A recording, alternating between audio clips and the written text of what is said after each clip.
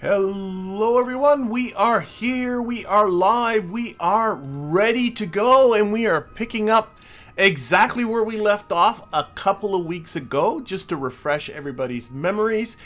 This is my Beautified stock live stream. All the parts, all the gameplay are stock, except what I have done is added a pile of just beautification mods and some quality of life mods like this contract plus window, but everything that I do in this game can be done in a stock game. And the couple of streams leading up to this one was just doing this Eve mission. So we have Jebediah, Valentina, Louis, Bill, Bob, and hiding over here we have Phil.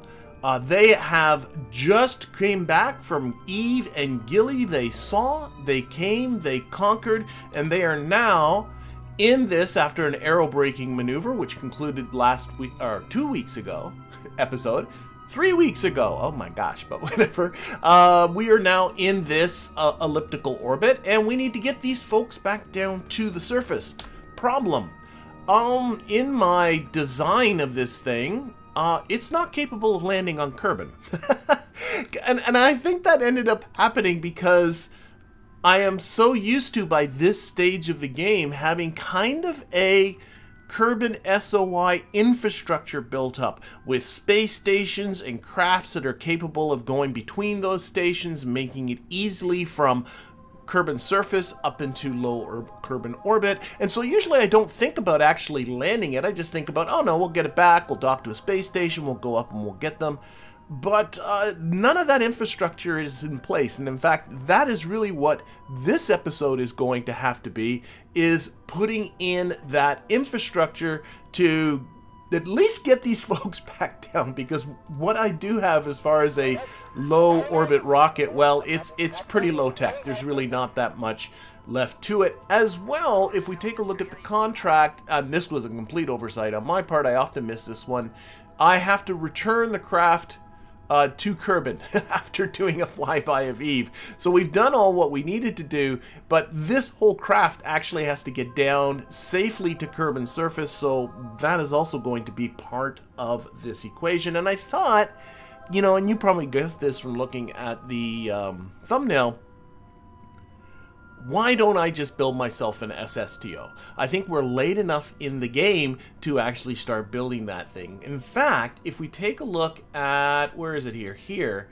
I have sitting in the Research and Development Center over 13,000 Kerbbucks, and there's still science to be processed here. There's data to be, like, how much? Yeah, there's still, oh my gosh, I can transmit some more. Why don't I transmit some? I can transmit away another 442 science. There's still 617 data to be processed into science. Plus, there's still experiments I've not even processed yet. My scientists have been working very, very hard. The thing is, this, I went and looked at the tech tree. 13,000 science points is enough to unlock the entire remainder of the tech tree. So, in fact, I'm kind of done as far as that goes. There's no sense for me processing even what's left in here. So I think what I'll do is I'll wait for this to finish its processing, and I think I'm going to shut down the lab and then concentrate more on getting these folks back down to the surface. Now, while that is all transmitting, I do have some things that I do want to do. Number one is I always like to start these streams by thanking my patrons and my YouTube members who help to support this channel on a regular basis. Thank you very much. And in particular, what I'd like to do is always draw attention to my most recent Patreon patrons and YouTube members. So right here they are. It is Peter Shop and Charlie House. So thank you very much for supporting this channel. And of course, a continued thank you to all of my Patreon patrons and YouTube members. As well, every month on the Discord, we have ourselves a monthly challenge, and people are to submit a screenshot of their accomplishment of that monthly challenge, and we all vote on it. And the challenge this month, or last month, this was July, was one small step. You are to show a screenshot of you accomplishing some monumental feat of which you are proud of in your game. And the winner, right here, it is Kaveric. I think I'm gonna go with Kaveric. It is Kaveric for this Apollo, but not Apollo. So actually, that looks to me very much like a kind of a gateway type of station. Not quite sure what's going on, but clearly we are in orbit of the moon. Very, very nice screenshot. So congratulations. Again, if you are interested in the Discord, link is down there in the description. Completely free, no obligations. Do what you can. So let's get back to the game. Let's get started. So the first thing I want to do actually is let's get rid of the Science Plus window. You want to turn, John says, turn the Hitchhiker and Cupola into a capsule lander, add chutes and a heat shield. Not too far. No, they won't all fit. There's 4 Kerbals fit in there and 2 Kerbals fit in there. And I got 6 Kerbals. Or sorry, 1 Kerbal fits in there. I have to use the lab. The lab is a required part of all of this. In fact, now that they're done transmitting, I'm going to stop the research. We're done. We're done with science. I'm going to go for trying to bring this entire thing down to the surface. Putting on an appropriate number of parachutes. I think it can survive the descent. But we're not going to do it with Kerbals in it. I'm going to bring the Kerbals down in an SSTO, and then we will equip this thing at the same time to make its descent. That's kind of what my plan is. Hopefully that will all work. But before we get to all that, we do have to sort of fix up this orbit. I do want to end up in a low orbit about Kerbin. Right now, my apoapsis is just under 4,000 kilometers. My periapsis is well into the atmosphere. And I think I probably have some inclination. So easiest way to check your inclination is simply, since the moon has an inclination of 0, see how far off we are. We are 0.9 degrees off from 0. So when I put a maneuver right here on the descending node, and it's going to have to be a little bit of uppitude to it, and we'll keep an eye on our inclination there. Here, let's make it so you can see a little easier. Oh, there we go. So like, yeah, let me back off just a little bit. Oh, that's the wrong way. Oh, I'm doing the wrong number. That's a 0. Silly. It's the normal that I'm correcting. Yeah, that's good enough. Right about there. I'm getting entirely too picky. Putting it in an equatorial orbit will save us some time. So this will be... Is this on full? It is not. That's only a 2-second burn now. 4-second burn. That'll do. Okay, so this burn's coming up in 13 minutes and 45 seconds. So let's go to that. You could build a bigger SSTO and bring it down inside the SSTO. I could. I just want to keep this sort of under control. Is really kind of. I don't want to spend 2 or 3 streams building an SSTO. I'm not a huge SSTO guy. So although I kind of like the idea, I think I'm gonna just go for the simplest solution, and just go with that. But right now, first things first, we're going to go with... And then, I don't know what I'm going to do after this, because after this, like I said, the tech tree is done. Got to think about what to do with this series when we have probably a surplus of funds, no more need to worry about science anymore, and all of that kind of stuff. Okay, just about at our burn here. Oh, Michael is worried if I bring it down in an SSTO, the contract might not see it. That's a very good point. I always hate that aspect of the contract, that you actually have to bring back the vessel. Because that's typically not how you would do it. What's my inclination like? Beautiful. Okay, so don't need this moon. Unset that target. I'm thinking, because this is just my first aerobraking pass, and that brought my apoapsis all the way down from an escape trajectory all the way down to like only halfway, less than halfway to the moon. I'm really thinking that if I did another pass, I would probably be going down. So I don't think that is particularly a good idea. So I think I want to raise up my periapsis, and there's going to be some definite guesswork to this part of it. I'm thinking I'm going to raise my periapsis up to 55 kilometers, and I'm definitely going to do a quick save because I don't have, you know, this is really guesswork. These solar panels here cannot be retracted and clearly provide a ton of drag, but somehow seem to be impervious to the rigors of going through the atmosphere, so they never did blow up. But I do have to think about this. This is a very draggy vessel because of these solar panels. So yeah, it's something to think. Okay, we're about 3 minutes away from apoapsis. Let's get closer.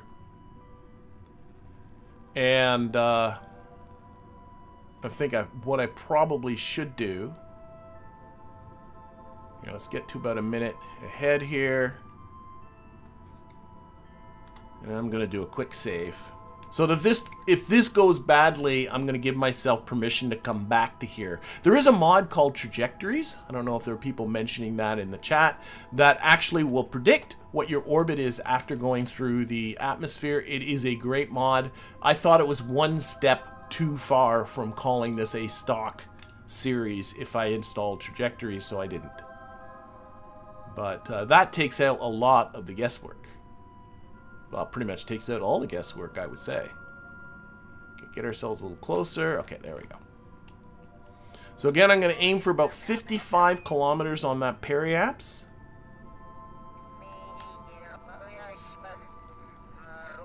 And we'll just do this without a menu. Oh, went too far. Let's leave it. It's at 56.4 kilometers. Let's just leave that. We'll see how that goes.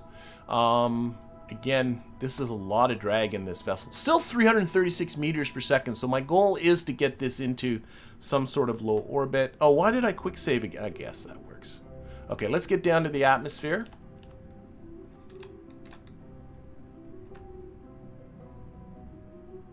Yeah, I think just putting on a pile of chutes on this thing and just going through, I bet you this whole, if I go down nerve first, I bet you it will survive descent. I will endeavor to land it in the ocean, which I think will help. But again, all of that will be without kerbals, is the idea.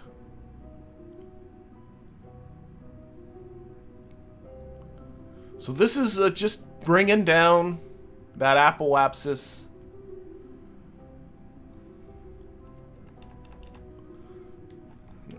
Let's go this way.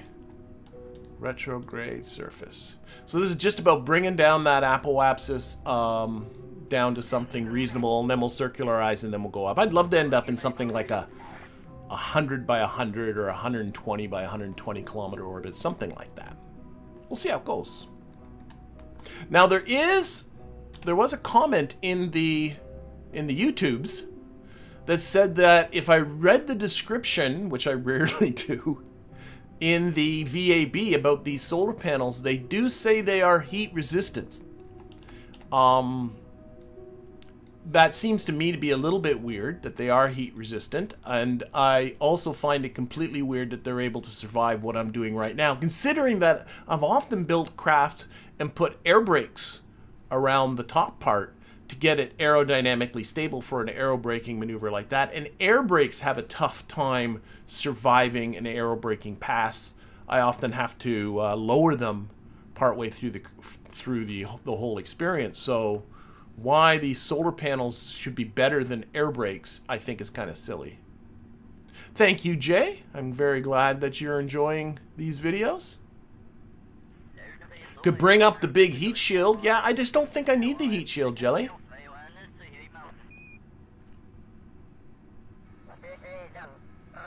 Alright. So here we go. And again, I'm really watching this apoapsis. It was around 4.5 kilometers, I think. 4,500 kilometers, something like that. So I want to kind of note how far this does go down during all this. Okay, we just passed periapsis. We're on our way up. So this is a very, A very gentle pass compared to what we were doing at the end of last. I keep thinking last week, even though it was 3 weeks ago.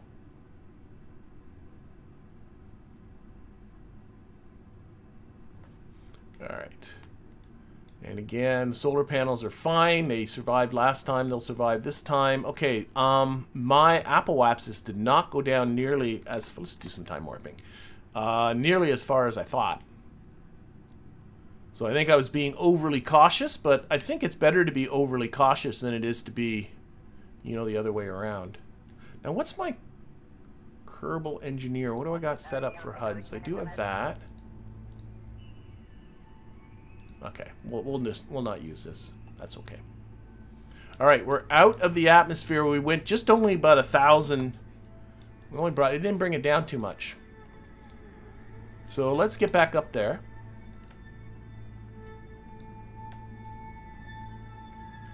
We'll bring the periapsis down a little bit further.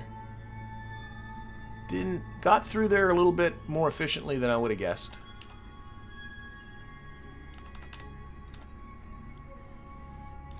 Lock that on to prograde. Where are you, Kerbin? There you are.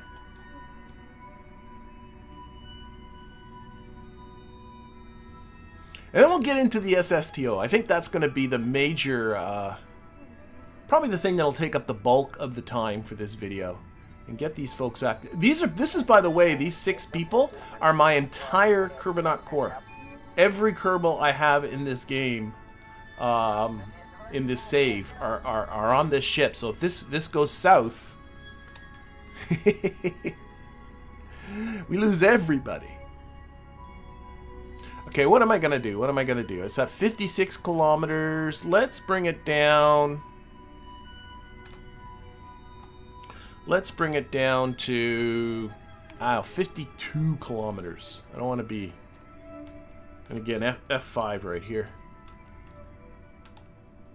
52. Looking at that periapsis. Alright, 52 kilometers on the periapsis. That looks good. Let's roll this just for solar panels again. Though, now that the lab is off, we're hardly using any. Okay. Yes, it will be a robotic SSTO because everybody's up here. I'm not going to hire a pilot or anything like that. We're just going to put a probe body on it. I mean, that's not a big deal to do. Okay, oh no more F5s. Let's just get down there.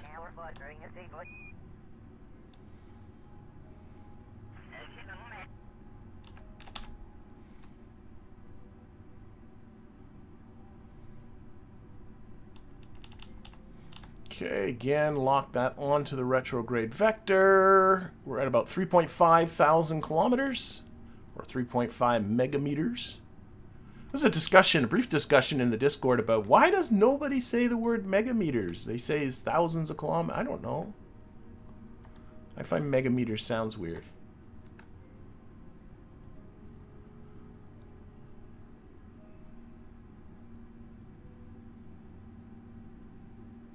Yeah. No, this won't shut down the space program if this goes south. I mean, I do have 1.7 million Kerb bucks sitting in the bank. I have 13,000 science, which will unlock the entire tree. We'll have to replace some of these people. But it's not the end by any stretch if this does go south. Okay, we're in the atmosphere. Let's time warp to get this one done a little quicker. And again, I'm really watching that apoapsis. If it dives down a lot more than what I want, then that's that. Hello, is it Jasic? We'll go with that. Okay, so a little deeper into the atmosphere, a little more flames this time. Okay, we are through periapsis, coming up the other side. Solar panels are again apparently indestructible. So that went from about, remember I started about 3.5. It's probably going to knock off about another 1,000, it looks like.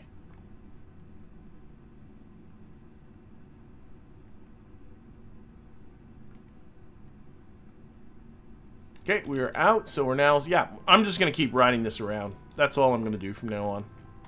Every time we're going to quick save, and we're going to just ride around.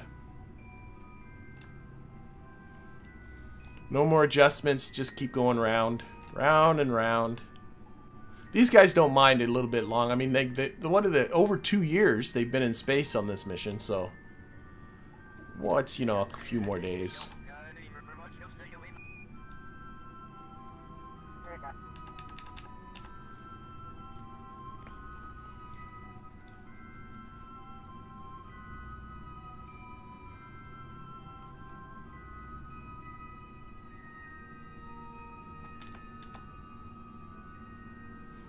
Alright, and we're going to really start time warping through these.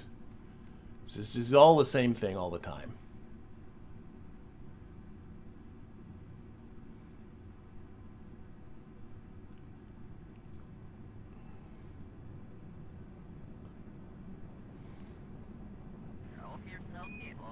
And again, this is all a fuel-saving maneuver. I mean, I don't have a ton of fuel. It's only 335, so I don't have the ability to bring down this orbit without using the atmosphere as an assistant. Okay, I'm pretty sure I can do one more pass safely, and then we'll have to do a little thinking. Okay, so that's again through the atmosphere. Let's do it again. Now 2.2 thousand kilometers. Each time a little bit closer to Kerbin. Oh, I'm looking at the wrong time. I'm so paranoid about overclocking the time warp. I'm pretty bad for that.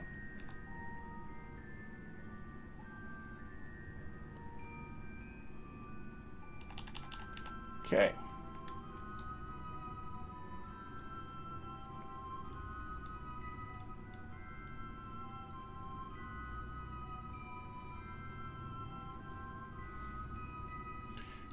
And down in the atmosphere again. This would have been so much easier if I simply put, you know, a Mark III or less Kerbals and a Mark III command pod on the top. That's all I really needed to do. And then I could have just done this, dropped the pod, got down to the surface, parachutes on it, call it a day.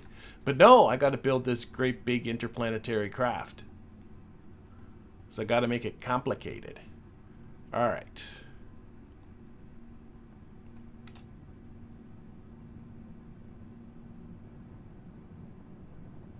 I think I could have left it at the 45. I think I'm being a smidge too cautious.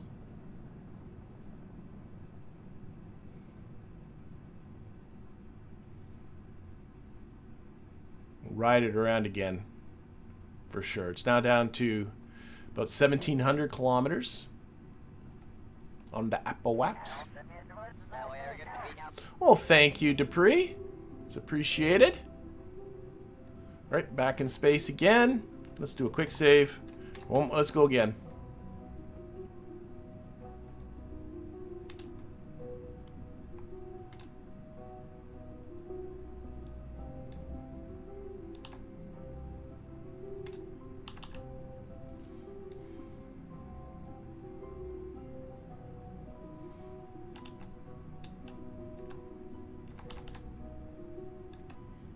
I'm so used to, in all my interplanetary missions, to never consider what it costs to get back into a low Kerbin orbit. I always just ignore that bit because I always end up doing this.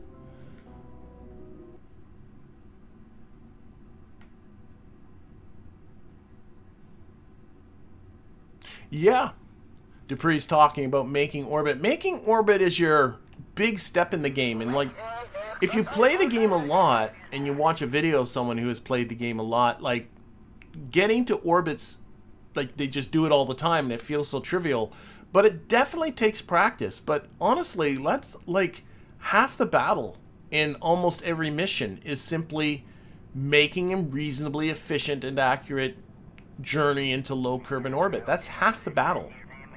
And once you kind of get that down, it takes a little bit of practice. The rest is pretty easy. I mean, wow. It all depends on what you're doing, I suppose. But, you know, I think that's the biggest challenge to overcome. The biggest single hurdle to the game is just getting the feel for getting to orbit. I make it look easy because I've only done like about 1,000 orbits. I have no idea, actually, how many times I have flown a rocket into orbit.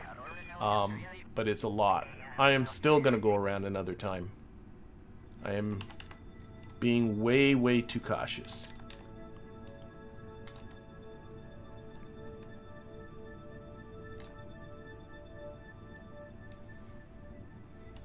Again.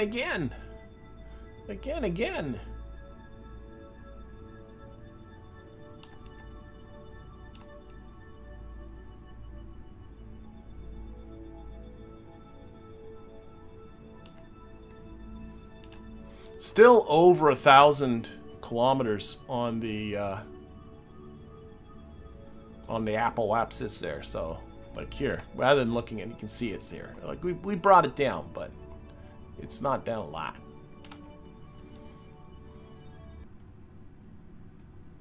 Okay, where am I at? Okay, time warping again. We're in the atmosphere once again. Yeah, my typical pattern for aerobraking is about 45 kilometers is my typical one. Almost regardless of where I'm coming back from. And I find that works well. Crafts survive it. The thing that's got me concerned are just these. That's the part that's messed me up, is how much drag is coming from these solar panels. And that's what I don't know. So that's why I erred on the side of cautious. When I raised my periapsis, it wasn't out of fear of this thing blowing up. It was fear of there being so much drag on this that it would end up not coming back out of the atmosphere. In hindsight now, I was too cautious. We finally dipped under 1,000 kilometers on the apoapsis. So I should definitely have kept my periapsis probably close to where it was. But you know, if all of a sudden my apoapsis was going to go into the atmosphere, there wasn't a lot of recourse, other than bailing out all the Kerbals, but then I would have lost the ship. And managing 6 Kerbals with parachutes probably wouldn't have been fun either.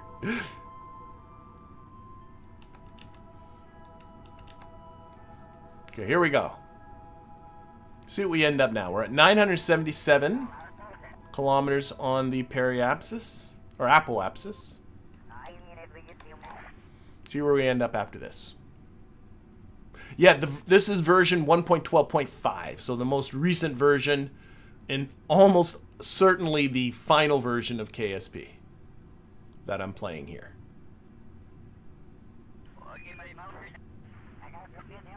Oh yeah, if I had one solar panel break, that could be fun. This thing might go bad really quick. I would hope, yeah. Because everything would be unbalanced. I would probably get Bill out to remove the other one. The issue becomes is I believe these 2 solar panels are my only means of electrical generation. Again, an undersight on my part. Is that a word? An undersight? An oversight? Hello, Oliver. First time watching. Welcome. I'm glad you found us. Alright, so we're now at... I can go around. I can keep doing this. 674.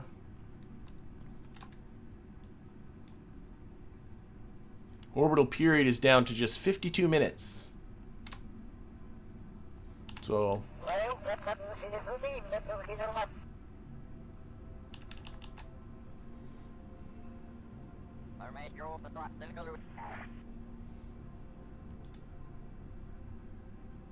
Oh, there's still science aboard this thing. How did I end up... Didn't I stop this lab? Yeah, I did. Why is there still science? There must have been something that interrupted it last... Or did I run out of electricity? Oh, that might be it. Maybe I did it in the dark and it ran out of electricity. That's very likely. Now we're transmitting while going through the atmosphere.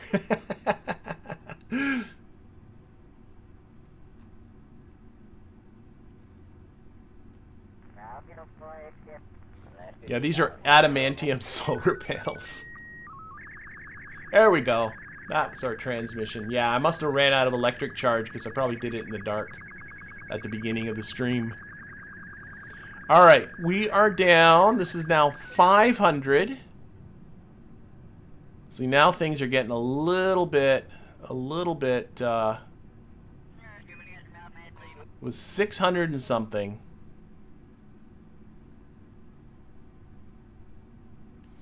See, now things are getting a little serious. It's almost down to 400 kilometers here on the apoapsis.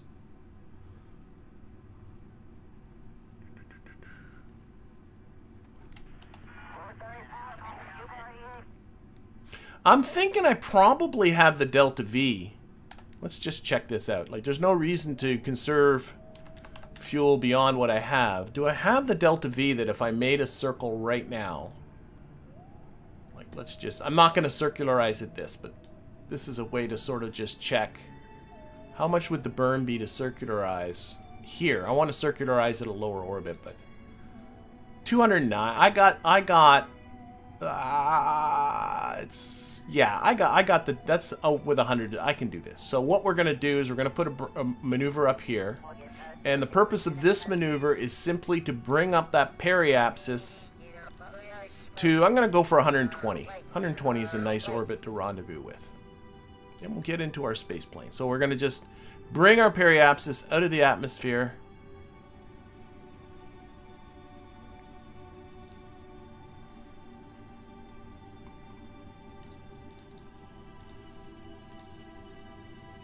That's it. There we go. 120 kilometers there, so that's going to be a 52 meter per second burn, and then there'll be another burn there too. We should have the fuel for all this. So that is a 21 second burn up the thrust here. Now it's a 10 second burn. F5. Let's do it. Put this back on orbit now.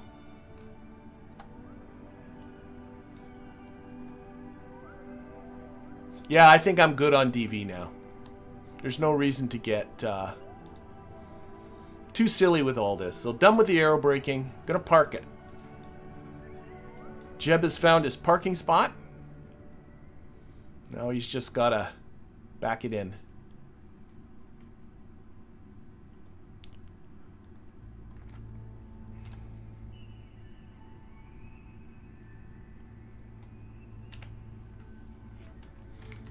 Alright, so...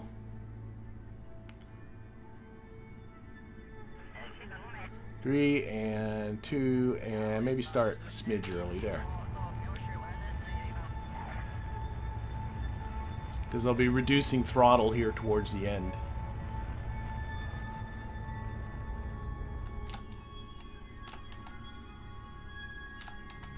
There we go. 120.005. And then one more maneuver at this end. This will be a retrograde burn. Make this a 120 by 120 orbit. Get the two periapsi right on each other here.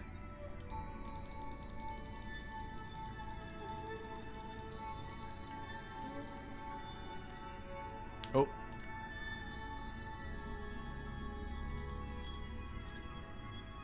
That is most certainly good enough. So that is a 171 meter per second burn with 283 left, so easy peasy. How many Kerbals do I have? I have 6. They are all right here. All 6 of them. It was funny, in this save, I, for whatever reason, just wasn't getting those rescue Kerbal contracts. I only got 1, I think, in the entire... up to here, and so that was how I got Louis here. And then finally I realized I needed another scientist to run the lab, so I just flat out hired Phil, which I basically never do.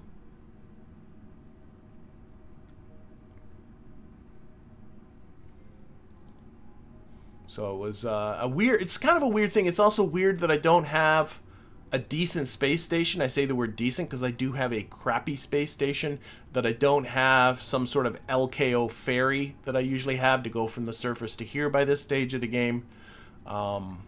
Those things are all absent, but maybe that would be a good thing to start putting some energy towards after all this, when I'm not worried about contracts and stuff. And part of that... Alright, about to start here.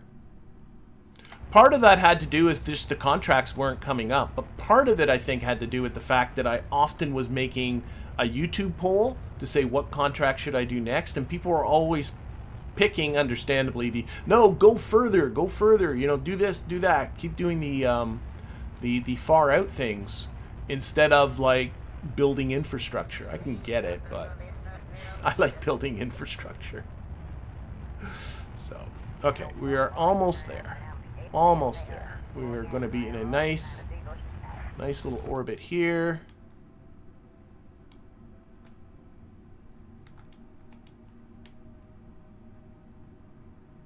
Lovely. Okay, there we go. 120 or by 120 are darn near good enough. These guys can now sit up here nice and safely. They don't have any issues. We got rid of all our science finally. Yeah, there's 0.079. So let's get back to the Space Center, build ourselves an SSTO. That is what we're going to do.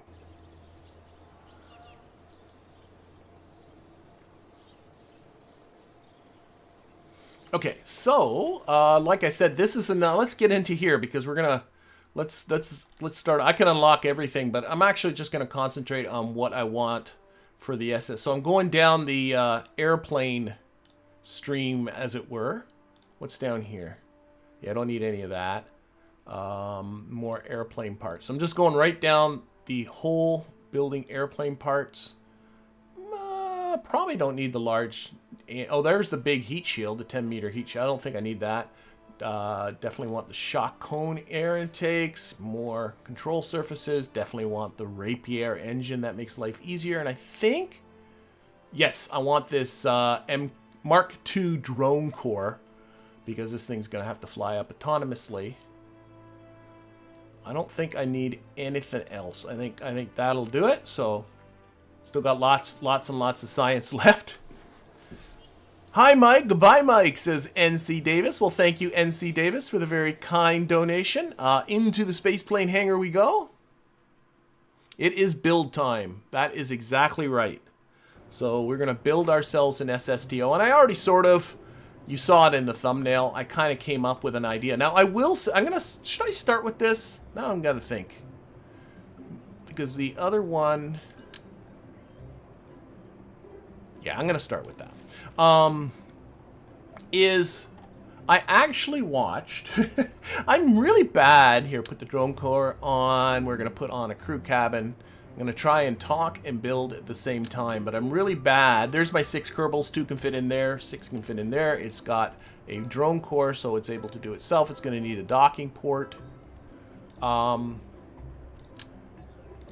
right there is going to be our docking port we're going to use, and then on the back of that, we're going to do the, let's go just to the Mark II parts. Organize these by, there we go. I want the liquid fuselage part.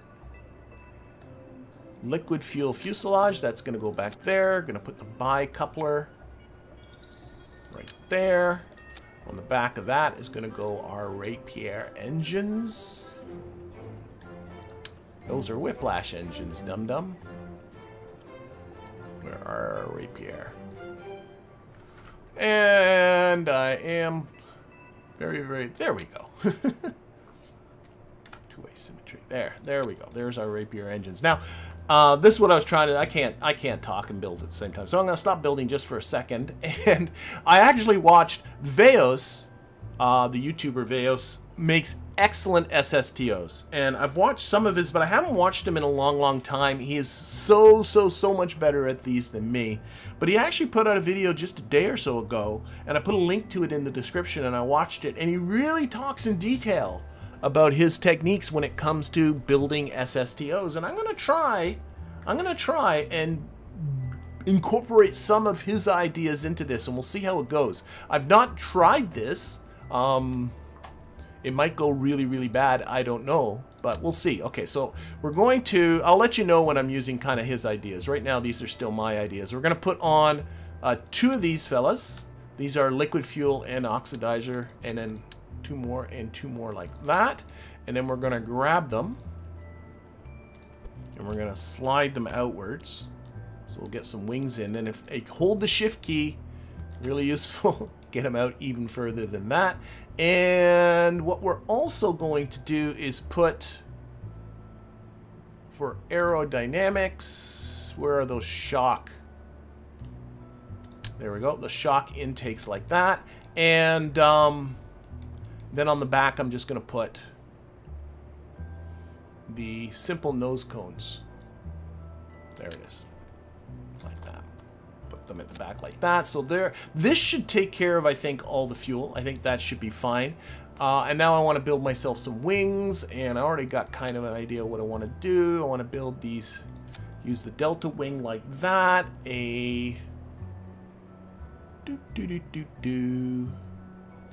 Always fun to find the parts. The type A1, I think, is what I want. That's the one. And we're going to eventually get the rotation the way we want. There we go. Snap on. Notice this is in an awkward spot. Slide them out a bit. Just like so. And then I'm going to get the type Ds, that one. Put them at the back. Again, put the snap on. Guess at which way to rotate them. Sort of like that. Again, we'll tweak this just a little bit. Move this way a bit. This one come out a little bit to try and make everything look a little bit flush at this end. Oh, I see what this needs to actually come off a little bit that way to cover that. Okay.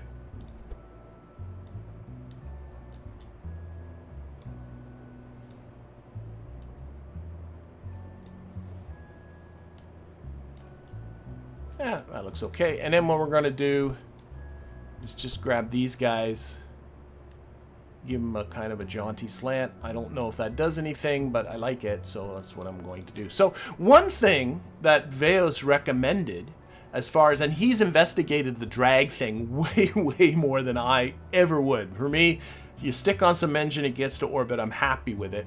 But what he did is he said that these nodes at the back, if I grab something, these nodes at the back of the engines actually have a lot of drag associated with them. Obviously, that's a game thing that doesn't make sense. So what he likes to do is take the small nose cones, stick them on the back, and then tuck them inwards like that. Be a little further so they don't look stupid. You can tuck them in so they completely disappear if you like. But apparently that dramatically reduces the amount of drag. The bit of extra weight, because of the nose cone, is not nearly enough to worry about. We're going to take these wings. And we're going to just tuck them in a bit because it doesn't need this kind of monstrous wingspan. That should be fine. And we'll also now grab these guys, hold the shift key, move them like that, move them like that. Another thing I've been told repeatedly is that I don't need 2 shock air intakes for my 2 Rapier engines, but I like the 2 of them. That's why I was briefly considering the other cockpit and just putting 1 on there, but I'm gonna go with this. Okay, so let's see. How long have I been playing KSB? Over a decade. Or pretty close to a decade. I came in, it was when it first became available on Steam. That's when it caught my eye.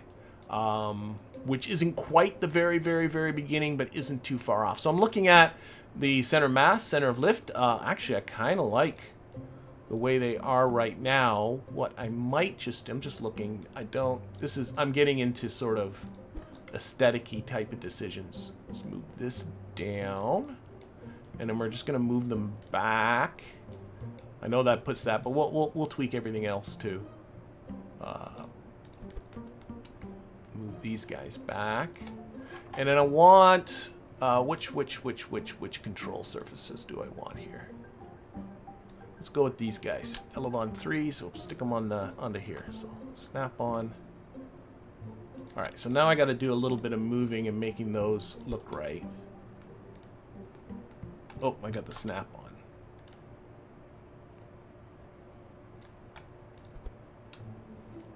think I need a little bit more wingspan. I do.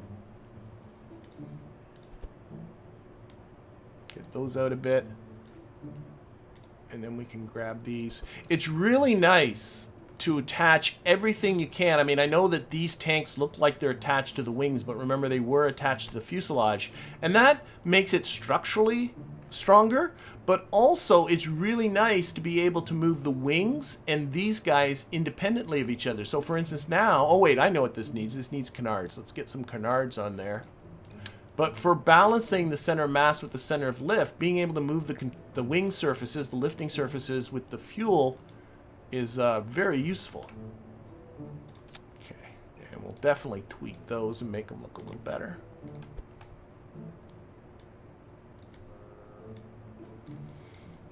This is a pretty standard SSTO I like to build. Oh, and I also want rudders on here. What do I want to use for rudders? I don't know what I want to use.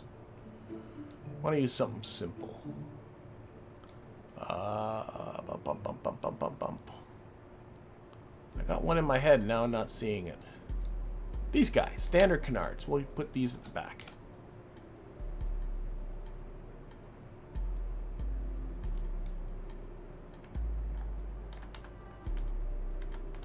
Why is this so hard?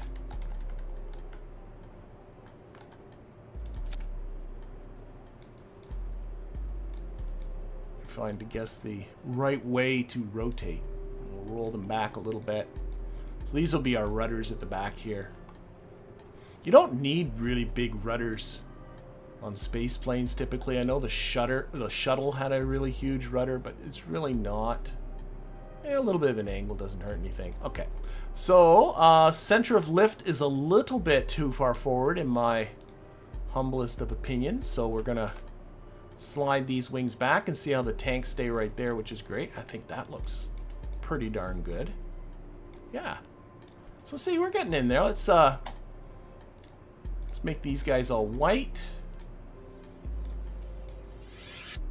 That white back there.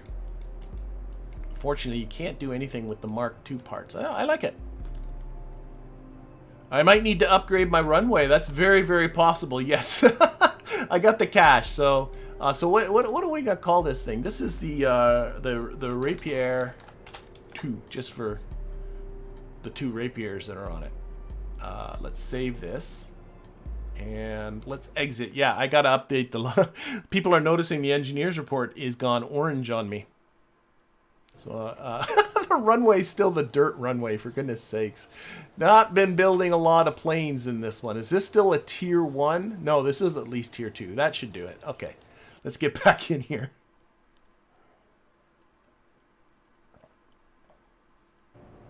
All right. Okay, that's not orange anymore, so that's good. I think it's pretty... Oh, and one thing as well, there's another thing that watching that video with Veos, I used to always guess at what should be the balance between liquid fuel and oxidizer, because this is going to go up in air breathing mode and it's only going to use liquid fuel, but then at some point you have to switch to rocket mode and then it's going to be using both liquid fuel and oxidizer. And balancing the liquid fuel and oxidizer, I always found, is one of the trickiest parts of building an SSTO. And I used to just do it by trial and error. Veos has this rule of thumb that he says that if you open up something like actually I can do it without Kerbal Engineer. Let's do it without Kerbal Engineer. Let's open up the right thing, this guy, and put this on sea level, and then go through and disable all the tanks that have both liquid fuel and oxidizer, so that the only tanks available are the ones that have only liquid fuel in them. That a target is to have a delta V of, I think that's it. Yeah. Yep. So only this tank now is available, and he says you should have a target of 4,000 meters per second. Oh, these guys need to be in air breathing mode. Where does it say? They are in air breathing. So he has for him, he says I have way too little liquid fuel. That's interesting. So maybe I should add some more liquid fuel. We can do that. Why don't we do that? Wasn't really part of the plan, so let's see if we can do that. So what we'll do is we'll grab the Mark 0 tanks, and we'll just, for now, just kind of stick them on. And what we're looking at is getting this up to about 4,000. Now, let's make sure Kerbal Engineer agrees with my numbers here before I go any further. Yeah, okay. It doesn't hurt to do this. Let's take off Kerbal Engineer. Let's see how the Veos design works. Now, I might then have way too much.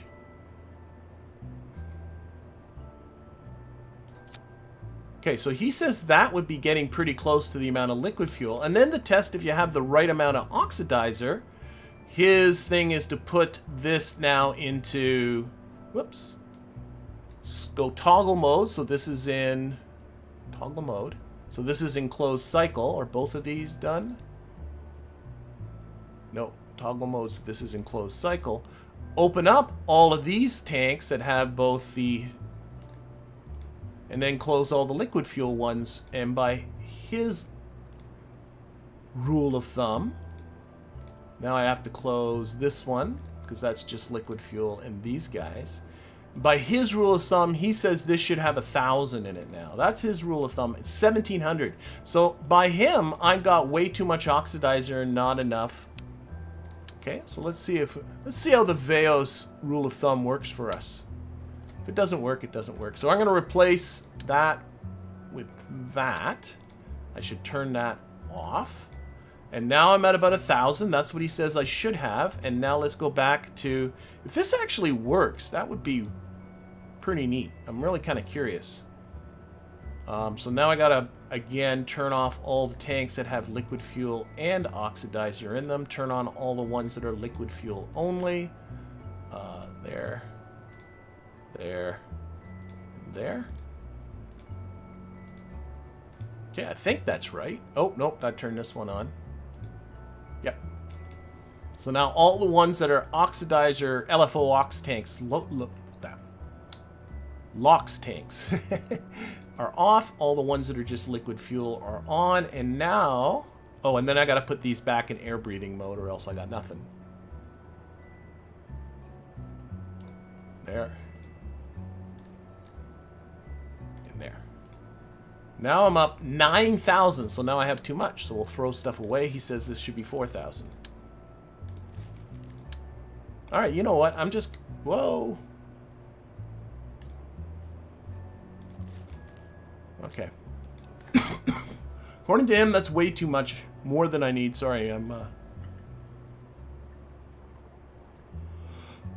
Oliver's asking, what's my streaming schedule? For KSP, it's every Tuesday at this time, and for every Thursday, I do some other game. Currently, we're playing Dredge. I'm gonna go with this. I don't know. We'll see how this works. If this doesn't work, we'll bail it. Not what I originally had envisioned, but we'll see how it works. Okay, liquid fuel. That's pretty good. Let's leave that. I don't think I need to move anything. Okay, landing gear. Landing gear, landing gear. We'll go with the medium landing gear. We'll put 2 of these at the back. Oh, make them straight. And you want these guys to be just a little bit behind the center of mass. So about there-ish, I'll go with. And then we'll use just the small landing gear here at the front. Just a single one. Like so. And then what I like to do... why? I'm holding... There we go. Is bring this down so that you're just clipping that front one into the surface. Just like so. Let's get rid of this. And you want this to be a little bit... pointing up on the runway. So what we're going to do is we're going to use the move tool. Grab these fellas. Slide them up so that they're just out of the clipping into the surface. So this one's a little bit lower. Maybe bring these down a little bit. I think so. And then bring... No, you know what? Let's stay with what I was doing. Bring them up. So that should help with the pitching up type of thing. Oops. Okay, back up. Why am I having... There we go. Oh, put them on the fuselage. Very good point. Thank you. Somebody reminded me. I even have mentioned it in my own videos that you should always put these on the fuselage. It is definitely stronger.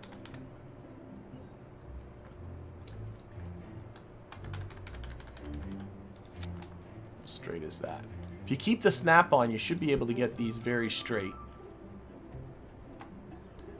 It's always... Oh, and what do? I take the snap off. What a dope. Let's try that again. Thank you for who suggested making sure these are on the...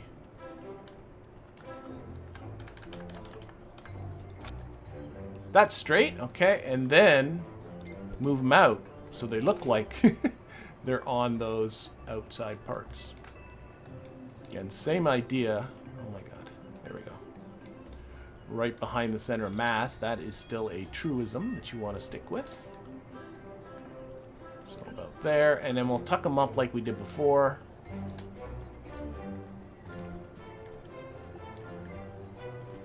Okay.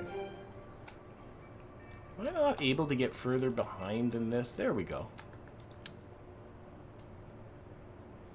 Again, just put it so that that front one just begins to clip. I think it's pretty good. Alright. So that is that. Center mass can now go away. Bump, bump, bump, bump. RCS. This thing is going to need RCS. Yep, John's mentioning RCS. RCS it is. So we're going to go into command and control. There is 150 units of monopropellant in the cockpit, and also I think in the docking port there's another 70. So that's plenty of monopropellant for docking, especially if you use these little ones rather than the big ones. One of the things that's really disappointed me in KSP2 is they got rid of these little, they only have the big ones, but good great, you don't need that much RCS. Let's put the center of mass on there because I'm going to want to. Okay, so that is 2 there, so that will go forward, aft, and dorsal ventral, and I got 2 on the other side, so I'm going to want to do the same thing. I'm really not. Let's put, with the little doobers, this guy, and we'll put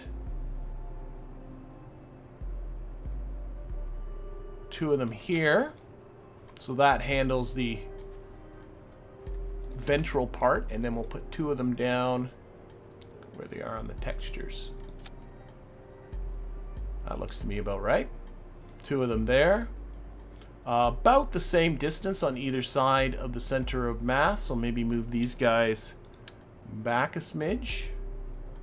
There, so now I got 4 pointing down. I got 4 pointing up. I have 2 going forward and 2 going backwards, but to be honest, I don't need to balance that.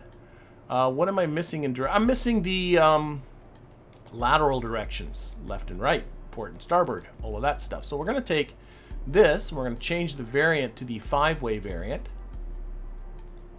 Change this one. Oh, that one changed as well. And now I need to find just 2 more thrusters to go sideways. Arr, arr. Didn't really think about this. Arr. What if...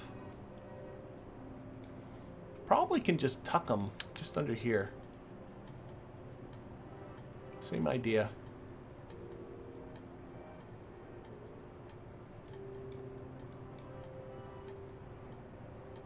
Might have to end up moving that wing a little bit. What if we move the wing... Yeah, let's move the wing down a little bit.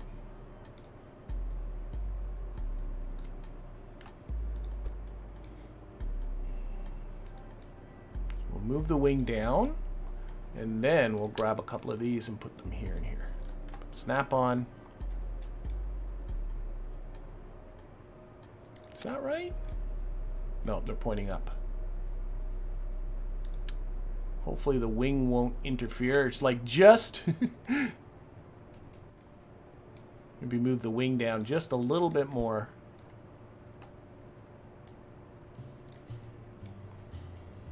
should be good. Where's our lift button? Lift is a little low, but if we take these guys, shift them up with that. You can also... No, you know what? Let's not matter. I'm sure it's fine. I'm sure it's fine. It's no biggie. Making sure that doesn't look funny. Oh, shoot.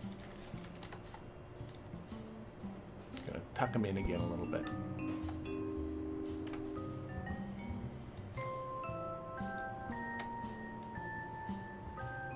Okay, I shouldn't have moved them. Just leave them the way they were. Wings can handle being a little lower. It's all okay. Okay, so that should take care of RCS. And these guys use up such a teeny amount of monopropellant. I love them. And I know you could put on the big ones and then simply turn down the thrust limiter on them. But then they're huge and they have more drag. And speaking of drag, the last time I tried to build an SSTO in Kerbal Space Program 2, after its most recent update, the drag from the RCS blocks was absolutely horrific. Like, I found the plane virtually unflyable. I could not get up to the speed to get to orbit, which really made me mad. I think this is gonna look okay. I think this is gonna work. So I'm just making sure in my little head I'm not missing anything because I'm getting into light mode.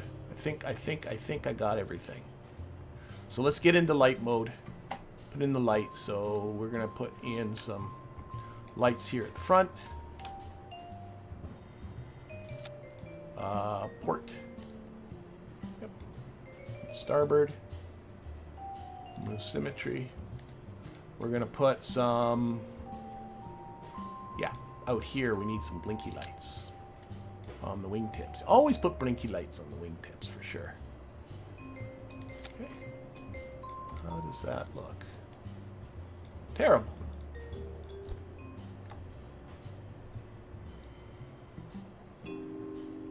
So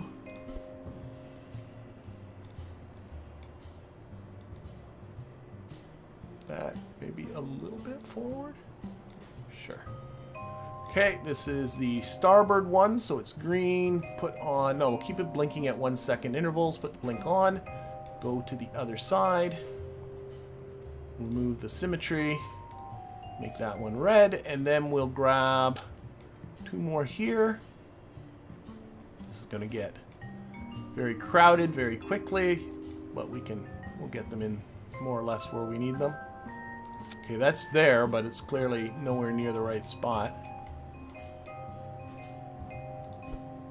Okay, what do we got here? Let's see. Bring them out. Which way? I gotta rotate them this way and a little this way. Slide them in there.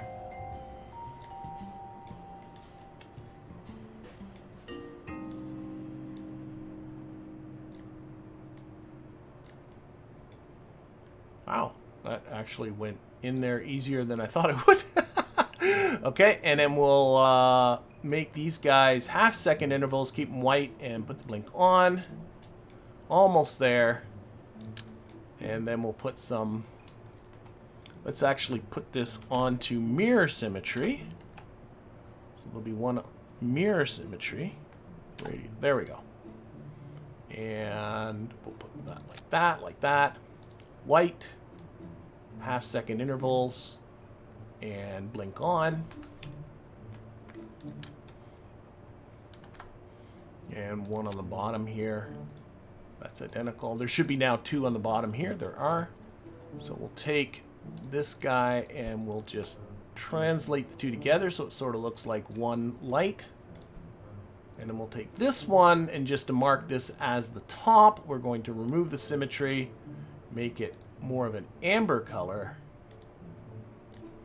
People that have watched this stream before, kind of, should be familiar. There. Sure. And then let's get the strip lights. Especially taking advantage of the fact that the wings got moved down a little bit. Okay, don't interfere with the RCS port, but Hopefully that will kind of light the wing up a little bit. We'll see. Maybe a couple more strip lights on this side. See what this looks like. Yeah, if it looks bad, it looks bad. Alright, alright.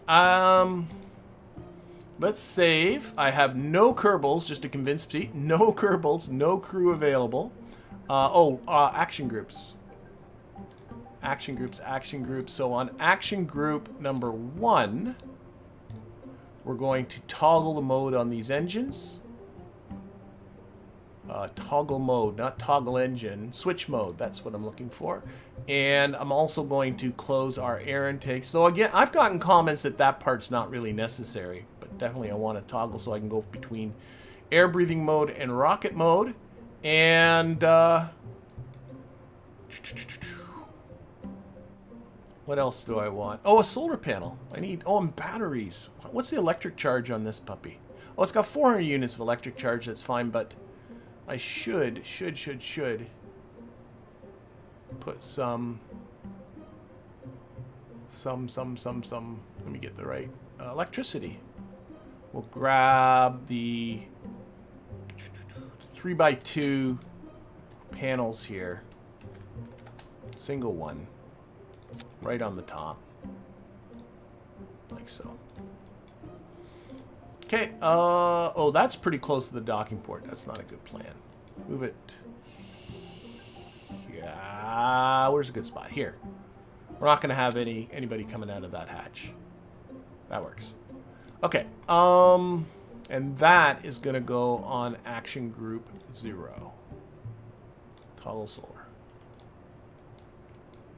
All right, so what I'm going to do is, let's just do a test flight. Let's see how this goes.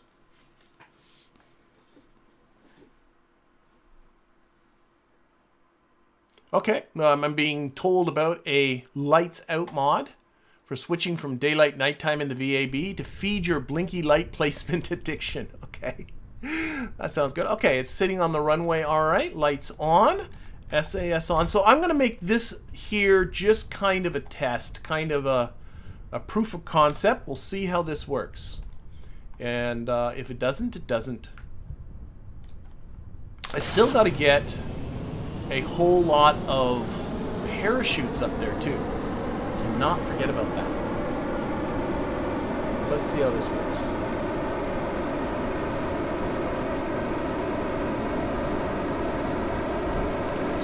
Oh!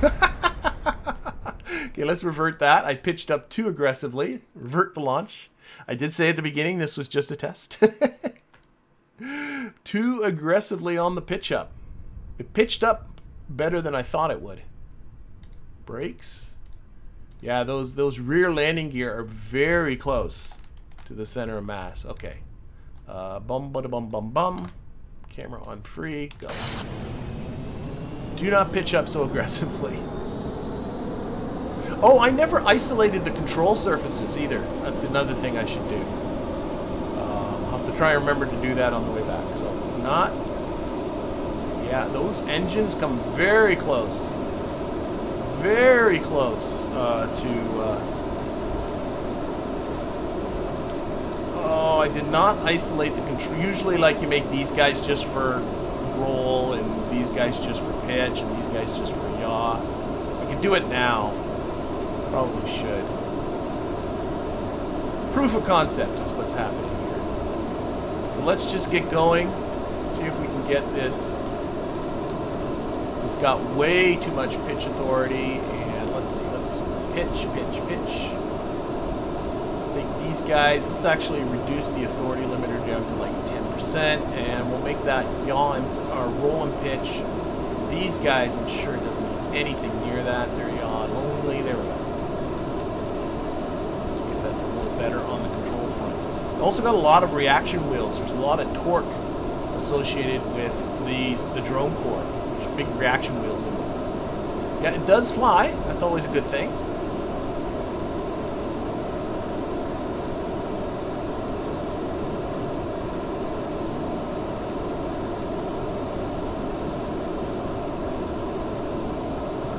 Now this is about building up speed. So you don't want to pitch up too much. You want to build up speed. As long as you can see this speed continuing to increase, you're doing good. A small skid at the back to keep the engines from honking. Yeah, maybe. I could also move both the wings and the center of mass back so that these rear landing gear have to be further back. That might not be a bad idea too. Sort of a self-correcting thing. Jeez, this thing's picking up speed fast. I think this drag trick with the little nose cones on those rapiers, I think that, look, I'm not used to getting this fast this quickly. My goodness. My goodness. Alright. We are gaining speed fast. You want to be getting up around 18, 19, 20 kilometers here. Let's start pitching down a little bit. There we go. Before you switch into rocket mode, but our speed's just passing there, 1.3 kilometers per second. Push down a little more. So really start picking up some speed. You want to squeeze out as much as you can out of the wow. Pitching down more. We're now over 20 kilometers, but still gaining speed. Can I hit 1,400 meters per second? I sure can. But getting a bit of a change in pitch in the engines, that's usually an indication of probably want to switch to rocket mode soon. But right now, as soon as I start, it's okay. Let's switch to rocket mode. This is starting to not increase as quickly, and now we are in rocket mode. I'm going to pitch up just a little bit, maybe about the 20-degree mark, and just start let this climb there. Wants to flip over. I think the center of lift is a little too close to the center of mass. It really wants to flip over backwards. I'm correcting for that. Those engines are going, aren't they? The engines are out. Why do I not have... Did I, it's in closed cycle mode. Oh no, I know what I did. I turned off all the oxidizer. Oh, what a dope. Okay, so anyway, just to go back, the engine's just turned off. And the reason is because I have all these tanks turned off. Because I'm a dope. Here. There we are. If I can make it into orbit after this bit of stupidity, you know I'm great. I'm doing fine. Yeah, I turned off those tanks, didn't I? Should have noticed those engines weren't going. Alright. Where are we? Okay, so we're pushing up our time to apoapse. We want to kind of see that. Kind of get this on 90 degrees. It really wants to yaw. Oh my gosh. Oh, probably there's a bit of an asymmetry in the mass because I was turning off. I turned on these tanks before I turned on the other tanks. So there's probably an uneven mass distribution right now. Let's lower our thrust a little bit.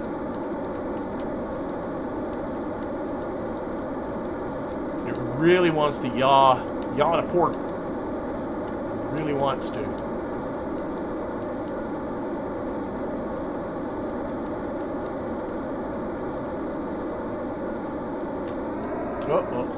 Just trying to reduce throttle a little bit so I can get a little more control. My altitude's not the bestest.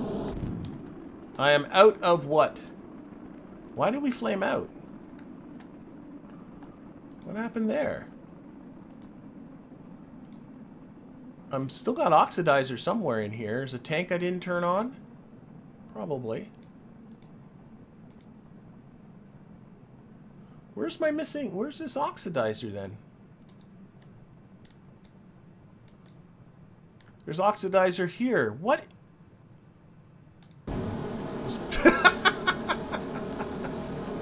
What a gong show. What a gong show.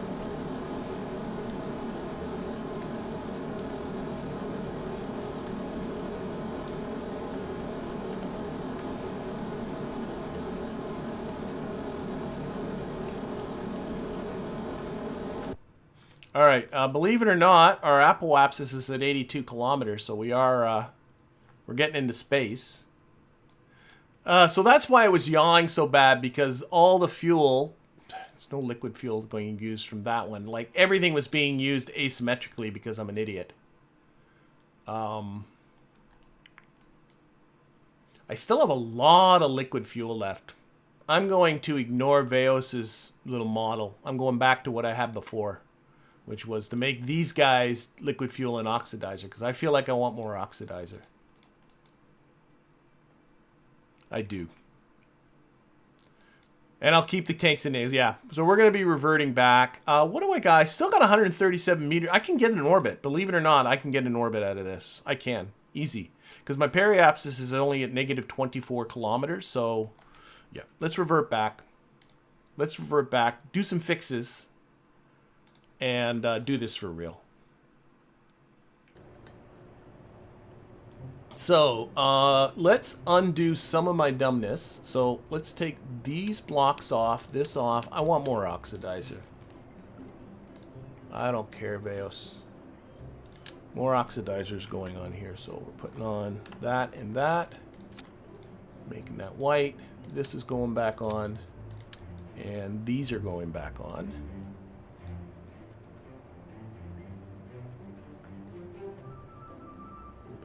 There-ish, I guess? Sure. Okay, the other thing I want to do is isolate control surfaces. So there, we're going to put this down to about 10, authority limiter down to 10 degrees.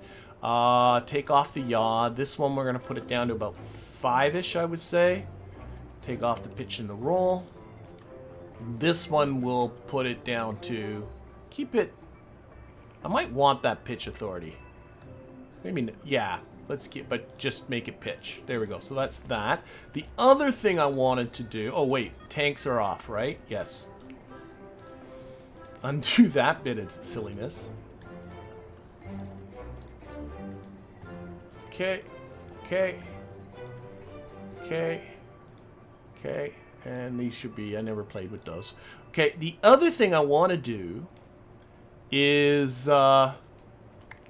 I wanted to move the center of mass and the center of lift and these landing gear back. All of it back so that it doesn't clunk quite so bad. So I think I got room to do that. If I take these and slide those back. And then I take these ones and slide them back. Also want, I think the lift was a little too close to the center of mass. And that's going to mean sliding these legs back. And I think that will help with the engines being so close to the back.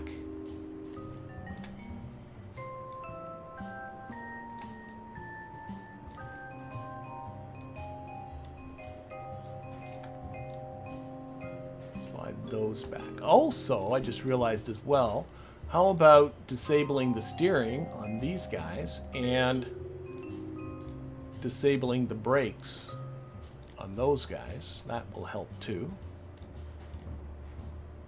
Save that. And finally,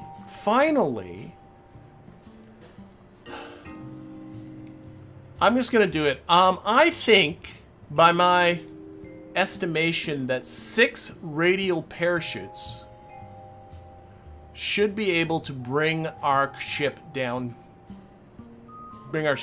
So what I'm going to do is I'm going to see if we can stow. Let's go into cargo mode. I do have some storage space. Okay, I'm going to run out of storage space pretty quick. Okay, so 2 of them can go in there. Only 1 of them can go in there. That's it. Okay, so I am out of... And I want 3 more. I'm hoping the drag from this won't be terrible. And we'll have to get an engineer to sort of... Put 2 there.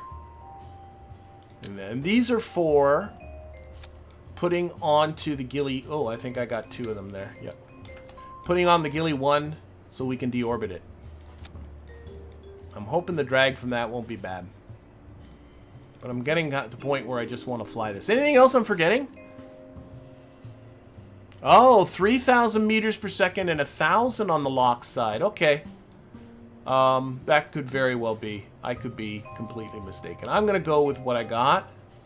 Again, mass and lift is good again. I think so. We're going to lift with that. And I think I'm gonna go for it. I think I'm gonna go for it. So save it. I don't think I'm forgetting anything. Enable the tanks, isolate control surface, adjust the aux LF proportions. I did all that. Thank you very much.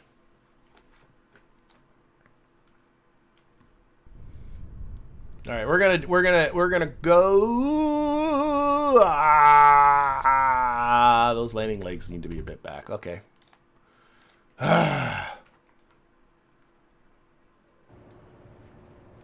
Try that again.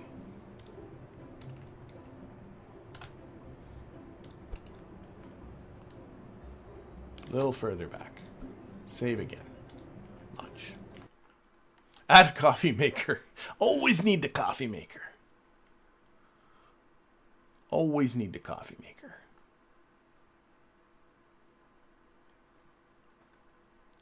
All right. Okay, that seems happy there. View to chase are free. Okay, SAS on, throttle up, but I'm gonna do a rendezvous, so we're gonna look at the Gilly one here. It has just, yeah, it's, I wanna, let's time warp around. And see, it's, the sun's gonna be setting soon. Well, we're gonna have part of this ascent in the dark. So this takes a little longer to get up than it does like a rocket. So I'm probably gonna launch about here-ish. There we go. That's a guess. I want to be a little bit ahead. So we'll do that. Let's Z. And oh my gosh, definitely don't stage these parachutes. Whatever you do, do not stage the parachutes.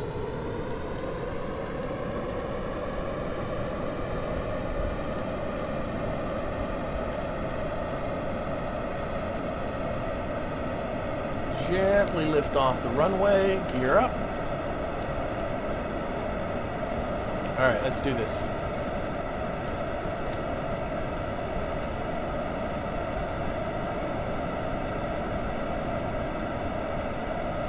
I'm going to keep here so I can keep track of my liquid fuel oxidizer type of levels. Maybe pitch down a little bit. But again, try and keep that heading right on 90 because it is in a zero inclination orbit. All right.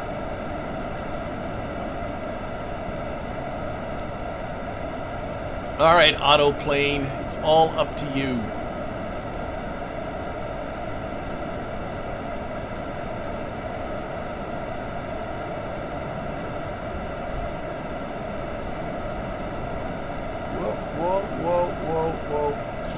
Just making a little adjustment and you get all for wacky on me.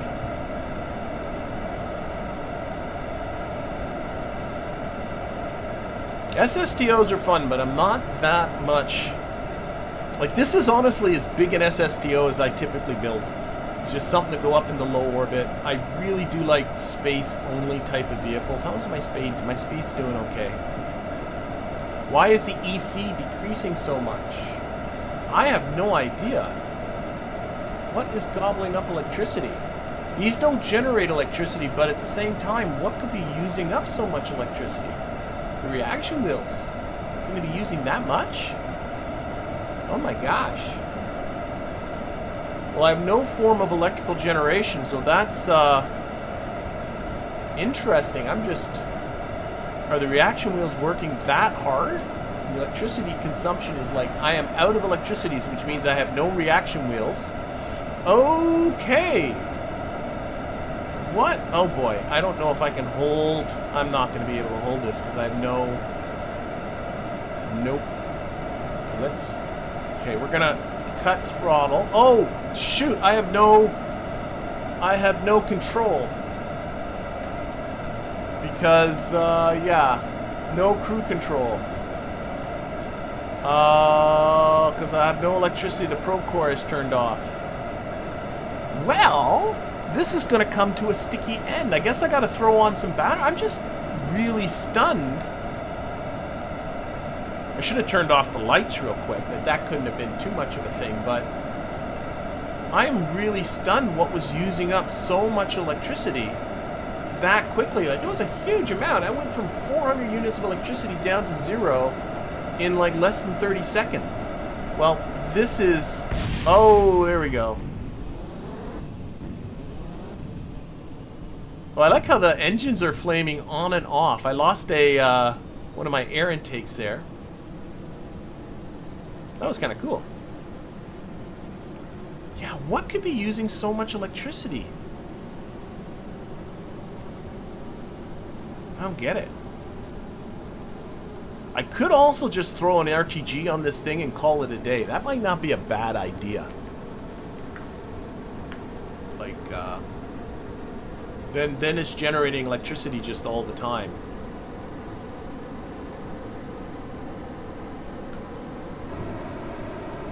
Yeah, a couple of aux stats. Yeah, I could do that too.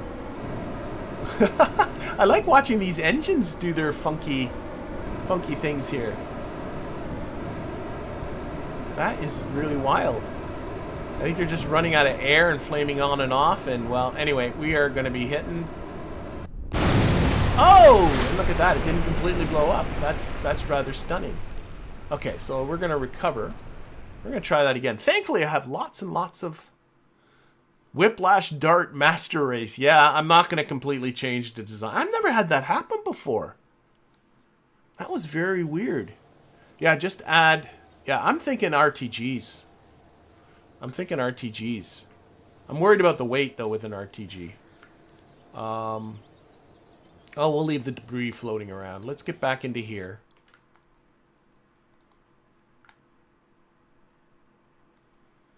It must have been the reaction wheels using up that much.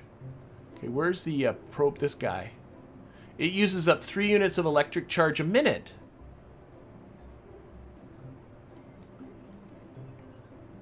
Oh, wait, but the torque is half a unit of electric charge per second. Even that, it seems like it was going down a lot more than that. And these reaction wheels are half, so that's 1 unit of electric charge per second, even if they're going full on. Could the light... Is it just really lights? 0.3 a minute. Like, that's no big deal.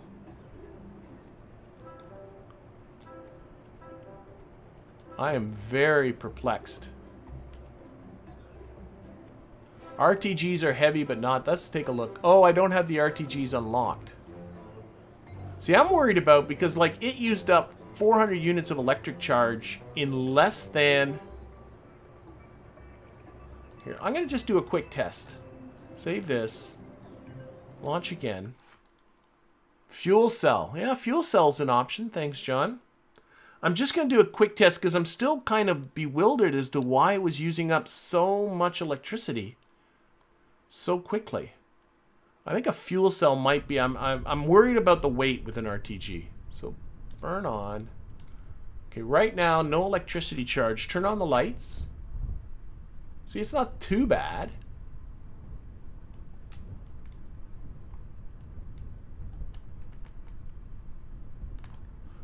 I don't think... SAS on. I don't see what was using up all of that electricity. That's the part. This is just an experiment. Here, view. Back to here. I'm just going to take off, really watch the electricity this time.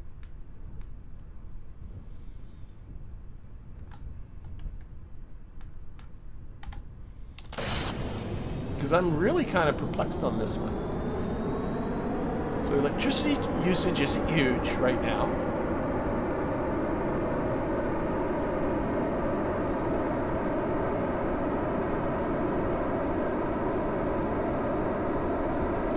Gear up. There we go.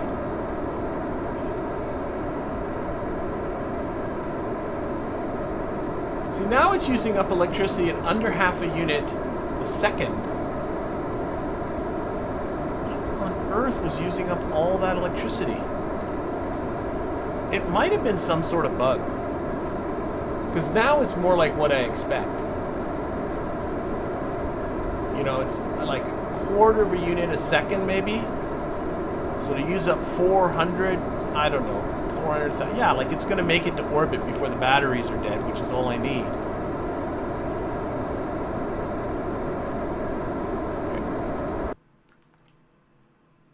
Do you have a chat delay? Yes, I do have a chat delay. I'm going to revert to launch. I'm just going to try this again. There is about a 10 to 15 second chat delay. Reaction wheels in the probe core, what those people were saying, but why was it all... I don't know. Oh, but you know what? I know what happened. Oh my god, I'm a doofus. I did all that time warping with the lights on. That's what I did. I had the lights on and I time warped like a good chunk of a day. Because I'm an idiot. Well, that's that. That's that. Let's just get... Let's do it. Let's make it work.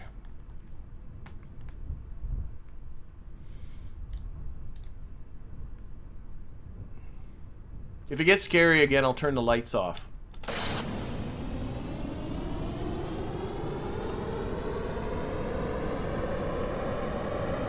I think I used up so much electricity while time warping. No, I am launching.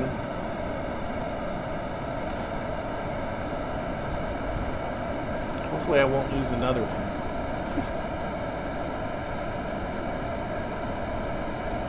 Oh my god, it does not want to get onto that 90-degree heading. Get over there. There we go.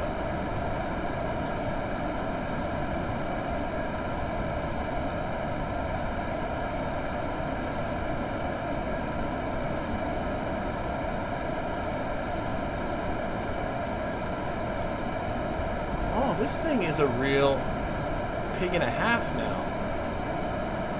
Just stick like that. Don't do anything.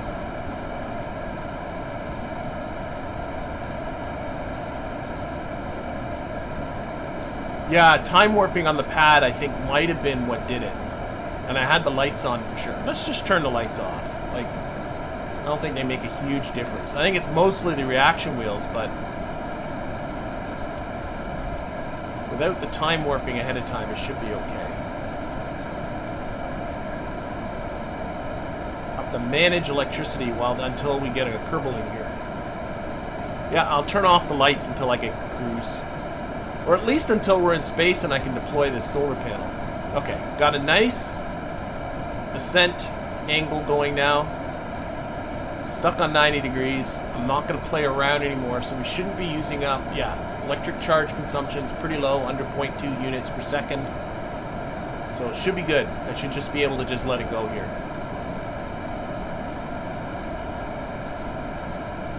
Yeah, around 2 units per second I can see. Maybe? No, but I don't know. I'm going to stop. I'm going to stop trying to guess what it is. Right now I think we're fine. I might be getting quite a lot of drag from those parachutes.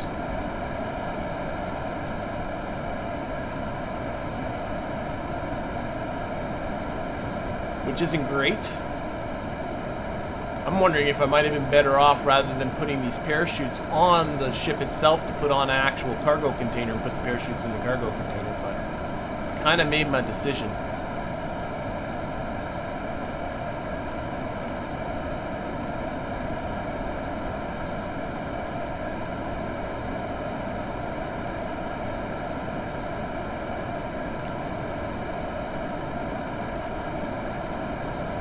And there is a solar panel for once we're in space, so that'll certainly help. Okay, we're getting to 13 kilometers. Pitch down a little bit.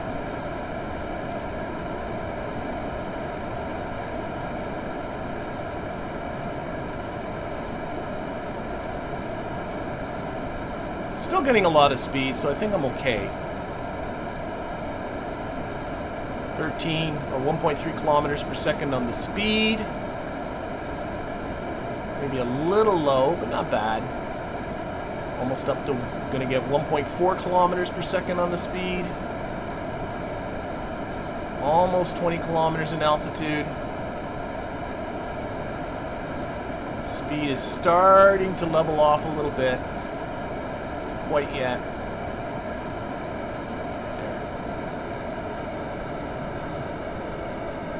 Okay, getting a change in tone on the engines. That's all. Yeah, let's change.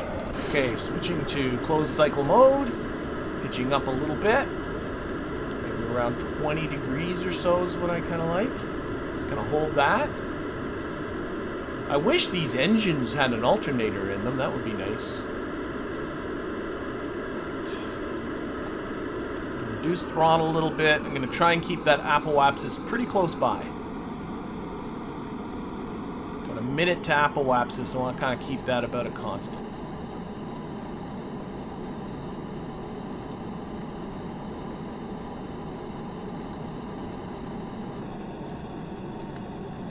A little closer to prograde. We'll nurse this puppy into orbit. Unfortunately, in my rush, I did not really launch at the right time or take off at the right time, so there is going to be a bit of an issue with the rendezvous, but that just means being, you know, in orbit longer, but of course I'll have to manage electricity while we do that. Lower on the thrust, a little lower on here. Probably lock to prograde pretty soon.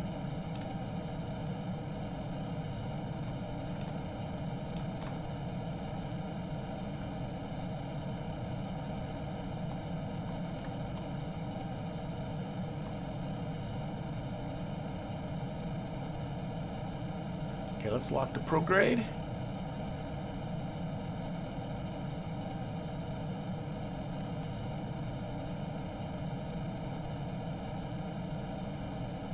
Okay. I have the stock. I have the waterfall. What waterfall? You have the stock waterfall effects in ReStock. I'm not quite sure what that's on. Don't you install both of them? These aren't. There's no I don't have any. No, I have the stock. I don't have any ReStock parts. So this is just the stock waterfall effects. I have no ReStock parts. That's what I'm trying to say.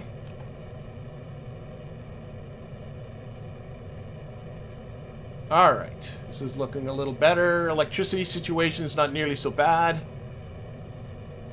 Come on, get over this way. The heading's a little off. I want to try and pull this a little bit more northwards.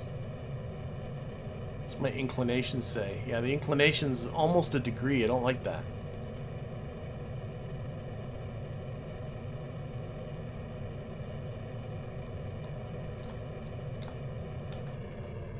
Very little throttle right now. Putting a lot of energy into periapsis, so that's great. Gonna have a lot of fuel left over, so that's part of it's not going to be a problem. Trying to bring down that inclination a little bit.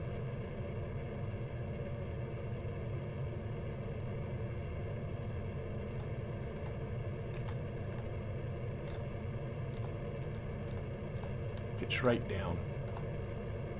Really close to the horizon here.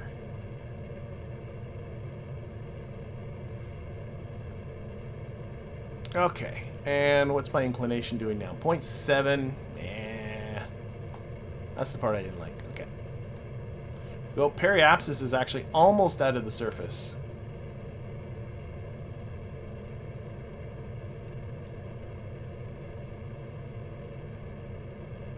There we go. This is going to get...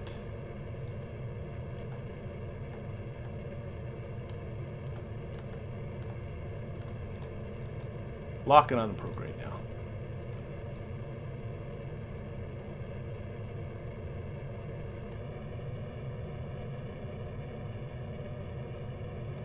And I'm going to go a little bit past because I'm still a little low in the atmosphere. We'll probably lose a little altitude. There we go. 82 kilometers. Keep that locked on prograde. Let's time warp up into space. Oh no, we're good. We're good. We're almost in an orbit. Periapsis is 46 kilometers. And still have, how much? 613 meters per second of delta V left. Probably could use more. It's hard to tell with these bars.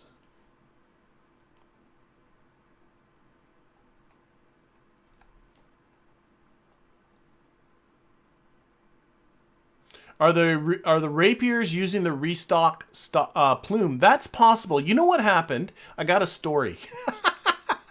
I have a story. I have an explanation. I got an excuse. What ended up happening is I'm playing around with the idea of a new series. This will be not a live stream, but sort of a studio series of doing RP1.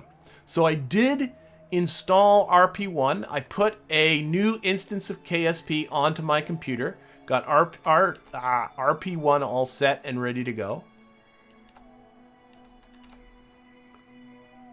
And went to install RP1 and chose the wrong instance. So what I ended up doing was installing RP1 in this save.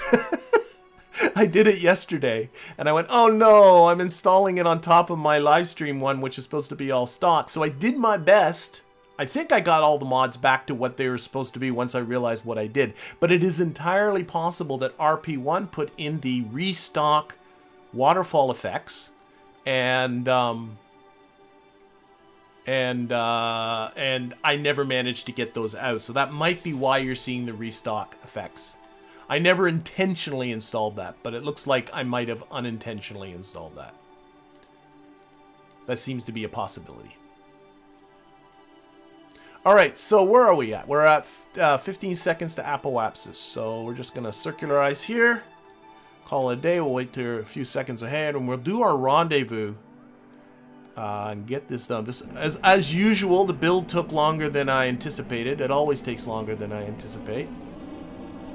So we'll get this up to 81 by 81-ish. Happy with that. Okay, let's roll this for the solar panels. So obviously right now we're still in the, and hopefully we can charge this all up before we are, so, oh, actually this is going to work out okay. We took so much time to get up. This might actually work out all right. Okay, let's set this as a target. I was thinking we were going to have to go round and round, but I think I'm okay. It's not bad. No. Oh my gosh. See, it's when I don't look, sometimes it goes better. All right, let's see here.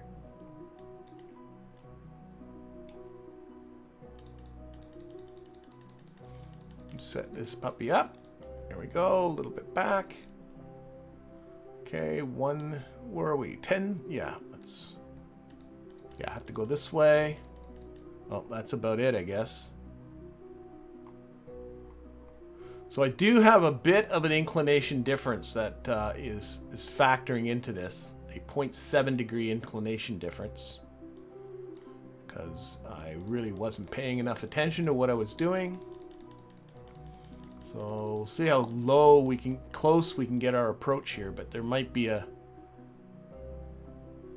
have to be some normal adjustments en route.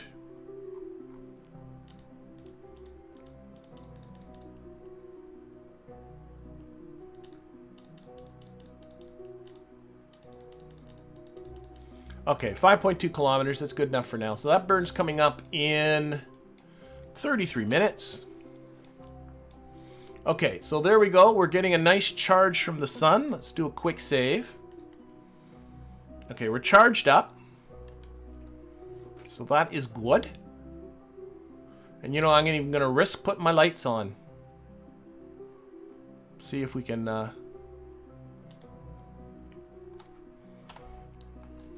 risk putting our lights on here. The lights use up... Let's see. We'll wait for it to settle in on the vector.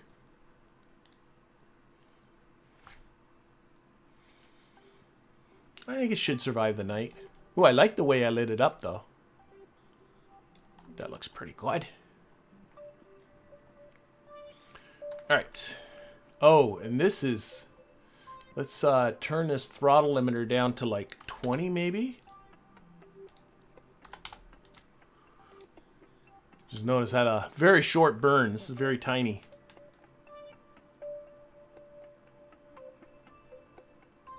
And go to about half throttle. And what I'm waiting for, yeah, these are different.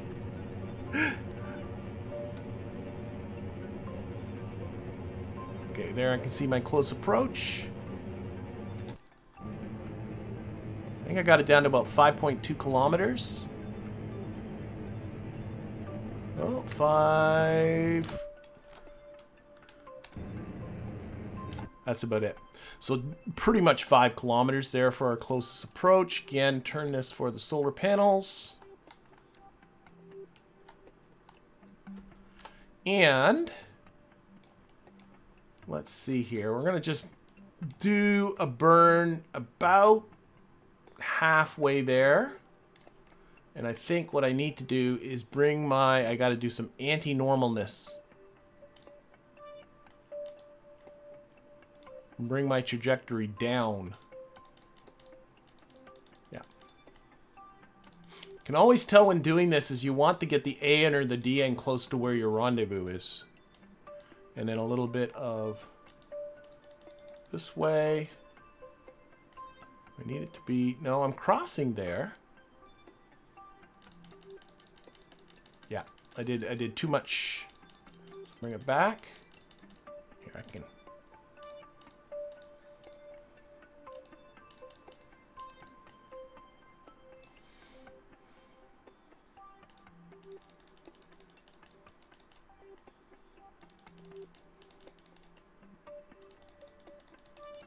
And pretty darn close here. Let's see. A little bit of final tweaking. 3.2, 0.1. 0 kilometers. I saw it. 0 kilometers there. Okay. All right. So that burn's coming up in 18. Sorry, what is it? 4 minutes. Still watching electricity because that's a concern. Turn your light. Yeah, the lights seem to be not doing too bad. I think I'm going to be getting into the sun pretty soon, aren't I? Yeah, we're going to be okay. Put that there.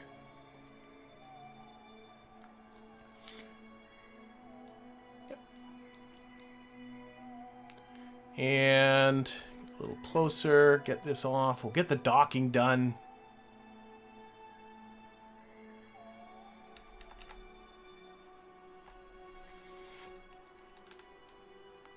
Okay, I'm going to go to half throttle.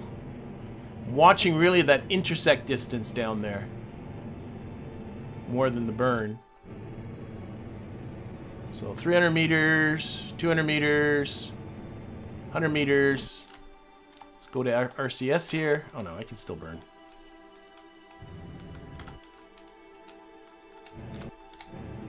Oh, overdid a little bit. I saw 43 meters, 44 meters. That's clearly going to be fine.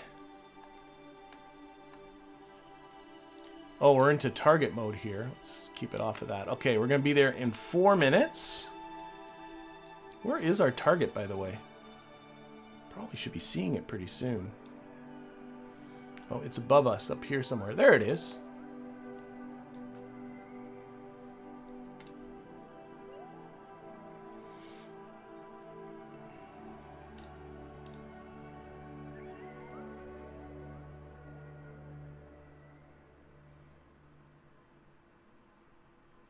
Alright, we're about a minute away. I'll put her on retrograde here.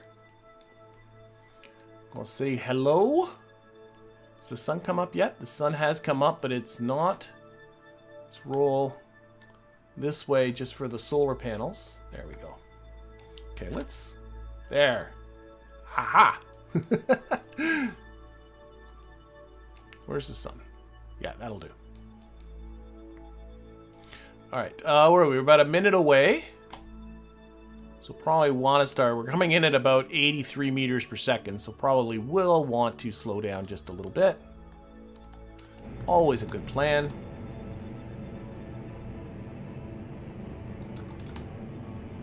I want to try and keep this time about a constant.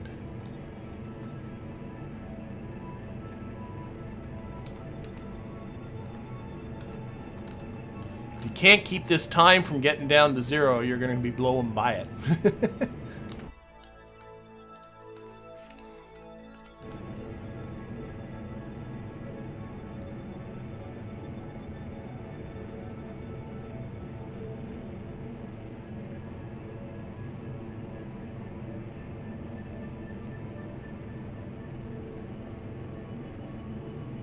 I'm sure these guys are going to be happy to see a ride home approaching them.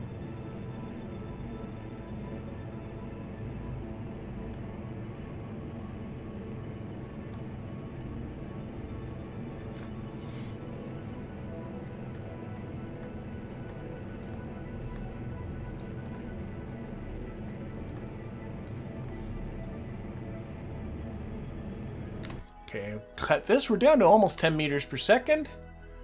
Target is in sight. We're going to be doing just fine. We can open up our docking port here.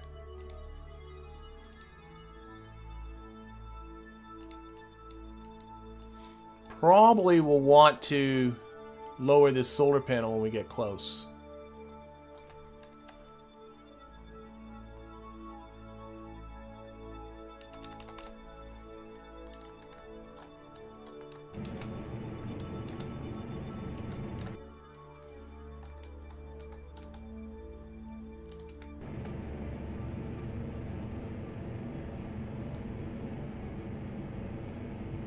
Okay, I think I got the docking port aimed right at me, don't I? This might work out really well. Okay, I'll switch over to you. Take that, pin it, back. Set that as a target. Whoa, whoa, whoa, what happened here? Why'd you spin around on me, you stinker? Why'd you do that?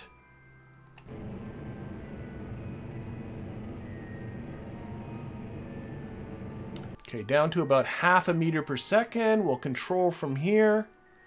And this should, and take that down. Track that solar panel. There we go. I do have a mod, docking alignment, Navball docking alignment indicator. I wish the game had some sort of docking UI. It does make your life easy. Much, much easier. Of course, it really does help that I got, aim my camera here, happen to be coming right at it. That's nice. So it gives you this little red guy to put your docking port on. Otherwise, my day has been great, Alex. Thank you very much. Nope, we've not had this. This SSTO has not yet experienced a re-entry. We never did test that, but you know what? Re-entry, smentry, bentry. Who cares? Okay, let's use our RCS here. Do probably want to slow down. I'm coming in pretty close. And this RCS is not particularly powerful. Remember, I went with the little tiny RCS blocks.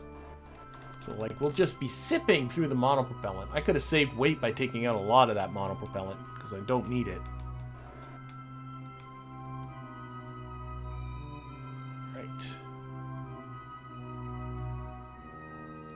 The Kerbal. Is there a mod for your Kerbals to eat the spaceships? There is a mod. Oh, what was the life support mod that allowed you to sort of process a Kerbal into food? Said, you know, in case it came to that, you know, that you can pick which is your least valuable Kerbal and go, sorry, buddy, but you're going to have to go into the processor. But I'm trying to think what life support mod did that. I think it was TAC life support that did that. There may be more. Not quite eating the spaceship, but, you know, a superfluous crew. Okay. I think we are just about on there. A little bit more, and come on. There we go. We are there. Okay, so we got ourselves a ship. We have successfully docked. These folks have a ride home as well. I brought up a whole army of radial mounted parachutes that we're gonna get Bill to install them. We're gonna put them around the top here, and we're gonna try and deorbit this thing to satisfy the contract. Remember, the contract does require for the ship to come back. But I think, looking at the time of the stream, that all of that is going to have to be for next episode. Someone's saying, don't forget the science. I don't care about the science. I got so much science. I got more science than I know what to do with. So if this thing lands successfully, then the science will be there. But I honestly don't care. But as I said, I think we're going to have to use next episode to finish this off. I'm hoping it will not take too long. So also next episode, I'm going to have to be thinking, what do I want to do after this? We'll take a look at the contracts. We'll see what's sort of available, but we have lots of money. We have the entire tech tree unlocked. The Kerbal system is our oyster. We can pretty much do what we want, but that's all going to have to be for next week. So in the meantime, I want to thank everybody in the chat. I want to thank everybody that's watching this at a later date. And of course, a very special thank you as always to my Patreon patrons and YouTube members. Have yourself a fantastic week. On Thursday, I will be streaming Dredge once again, and then we'll be back to KSP, finishing off this mission on Tuesday next week. Have a good one, everybody, and we'll see you later. Bye.